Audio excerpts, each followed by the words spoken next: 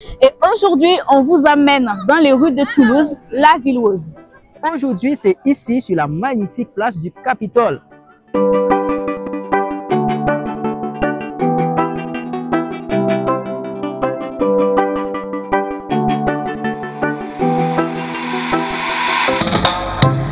Salut à tous et bienvenue sur la chaîne Solide Code App. Je suis ici avec Marie. Salut à tous et bienvenue dans cette série spéciale Street Coding. Et aujourd'hui, on vous amène dans les rues de Toulouse, la ville rose. Aujourd'hui, c'est ici, sur la magnifique place du Capitole.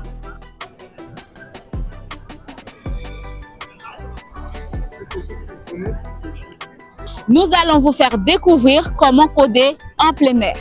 Exactement, c'est le moment de mélanger culture et le code. Nous allons développer une application de gestion de restaurants avec JavaFX et tout ça en plein cœur de Toulouse. L'application qu'on va développer ensemble est celle-ci. C'est une application de gestion des restaurants dont l'interface utilisateur est développée avec du JavaFX. Donc, si vous regardez bien, on a un ensemble de cartes. Ce sont des restaurants, ce qui veut dire que notre application permet à des patrons d'avoir autant de restaurants qu'ils le souhaitent. Il n'a qu'à cliquer sur le bouton plus restaurant pour pouvoir ajouter un nouveau restaurant. Qu'à renseigner toutes ces informations pour avoir son nouveau restaurant. Parfait. On va fermer cette fenêtre.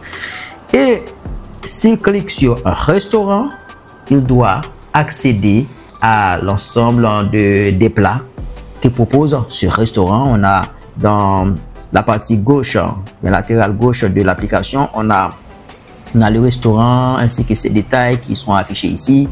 Et du côté droit, nous avons la liste des plats qui sont proposés. Et tout en bas, on a un menu, voilà, qui nous propose un ensemble de fonctionnalités. Par exemple, voir le statut des tables, voir la file d'attente, un ticket, restaurant.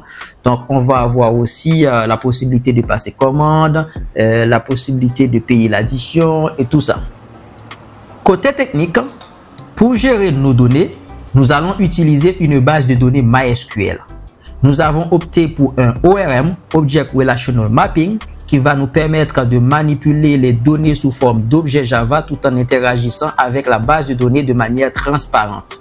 En utilisant un ORM comme Hibernate, nous simplifions les opérations de lecture, d'écriture et mise à jour dans la base de données sans avoir à écrire des requêtes SQL complexes à chaque fois. L'ORM se charge de la traduction entre nos objets Java et les tables de la base de données, rendant le code plus propre et plus facile à maintenir. Ensuite, pour structurer notre application de manière claire et bien organisée, nous allons utiliser le modèle MVC ou modèle vue contrôleur. Ce modèle va nous permettre de séparer différentes responsabilités dans notre application. Le modèle gère les données, la vue s'occupe de l'affichage et de l'interaction avec l'utilisateur, tandis que le contrôleur fait le lien entre les deux.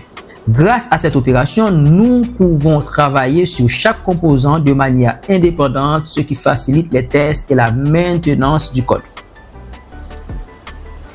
Nous allons également suivre plusieurs bonnes pratiques afin que notre code soit maintenable et testable à long terme. Par exemple, nous allons appliquer les principes solides, un ensemble de règles qui favorisent une structure de code claire, modulaire et évolutive. Ces principes incluent la responsabilité unique, le principe ouvert-fermé, pour permettre l'extension sans modifier les classes existantes. Et bien d'autres qui vont garantir que notre application soit facile à faire évoluer sans introduire de bugs. En plus de cela, nous allons intégrer quelques design patterns éprouvés pour gérer certains aspects de notre code de manière élégante et réutilisable. Par exemple, le factory pattern pour la création d'objets complexes sans exposer la logique de création, ou encore le singleton pattern pour garantir qu'il n'y ait qu'une seule instance d'une classe donnée tout au long de l'exécution du programme, comme pour la gestion de la connexion à la base de données. Ces choix techniques, couplés à une organisation solide de notre code, nous permettront de construire ensemble une application robuste, facile à maintenir et évolutive, tout en respectant les bonnes pratiques du développement logiciel.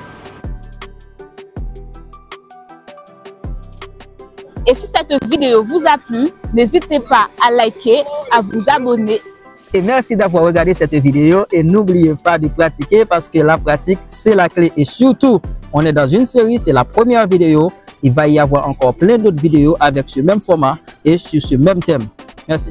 N'oubliez pas de liker, de commenter et surtout de partager au maximum pour plus de contenu de ce genre.